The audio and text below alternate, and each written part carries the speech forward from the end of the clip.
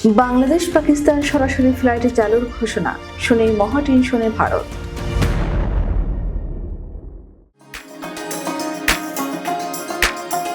পাকিস্তানে নিযুক্ত বাংলাদেশের হাই কমিশনার মোহাম্মদ ইকবাল হোসেন দেশটির সঙ্গে সরাসরি ফ্লাইটে চালুর পরিকল্পনার ঘোষণা দিয়েছেন। এই পদক্ষেপের মাধ্যমে দুই দেশের দ্বিপাক্ষিক সম্পর্ক আরও দৃঢ় হবে বলে আশা করেছেন।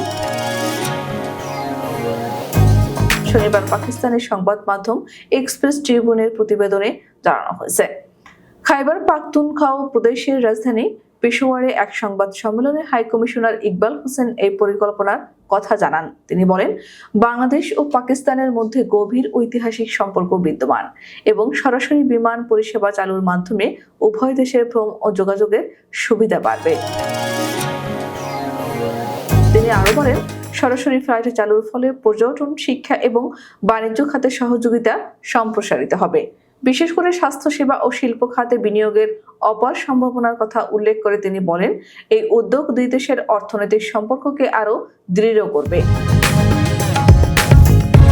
বাংলাদেশ ও পাকিস্তানের মধ্যে বাণিজ্য সম্প্রসারণের কথা তুলে ধরে হাই কমিশনার জানান, দুই দেশের মধ্যে চট্টগ্রাম ও করাচিকে সংযুক্তকারী শিপিং রুট ইতিমধ্যেই চালু রয়েছে, যা আমদানি রফতানি বাড়াতে সহায়ক হচ্ছে।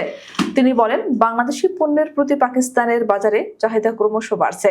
ইকবাল হোসেন বাংলাদেশের বাক স্বাধীনতার প্রতি প্রতিশ্রুতি পুনর্ব্যক্ত করেন এবং বলেন, সোশ্যাল মিডিয়া তরুণদের নিজস্ব মতামত প্রকাশের সুযোগ দিচ্ছে, যা দেশের গণতান্ত্রিক পরিবেশকে আরো শক্তিশালী করছে। উল্লেখ্য, পাকিস্তান থেকে বাংলাদেশে সরাসরি জাহাজ চলাচল শুরু হয়েছে চলতি বছরের 11 নভেম্বর থেকে। ওই দিন প্রথমবার পানামা পতাকাবাহী জাহাজ চট্টগ্রাম বন্দরে পণ্য নিয়ে পৌঁছায়। এর আগে পাকিস্তান থেকে পণ্য আসতো বিভিন্ন বন্দর ঘুরে, এবার সরাসরি আসছে পণ্যবাহী জাহাজ। চলতি বছরের 22 নভেম্বর পর্যন্ত পাকিস্তান থেকে পণ্য আমদানি হয়েছে গত বছরের একই সময়ের তুলনায় 21.40% বেশি। আমদানিকারকরা জানিয়েছেন, পরবর্তীত রাজনৈতিক প্রেক্ষাপটে চট্টগ্রাম বন্দরের সঙ্গে করাচির সরাসরি জাহাজ চলাচল শুরু হয়েছে, ফলে বাণিজ্যিক কার্যক্রম বেড়েছে। গত 29 সেপ্টেম্বর রাজস্ব বোর্ডের জারি করা এক বিজ্ঞপ্তিতে বলা হয়, আওয়ামী লীগ সরকার পতনের পর অন্তর্বর্তী সরকার পাকিস্তানের আমদানি পণ্য খালাসে জটিলতা নিরসন করে। দুই দেশের মধ্যে ব্যবসার সুবিধার্থে পাকিস্তান থেকে আমদানি করা সব পণ্যের উপর থেকে বাধ্যতামূলক শতভাগ ফিজিক্যাল এক্সামিনেশন শর্ত প্রত্যাহার করে জাতীয় রাজস্ব বোর্ড।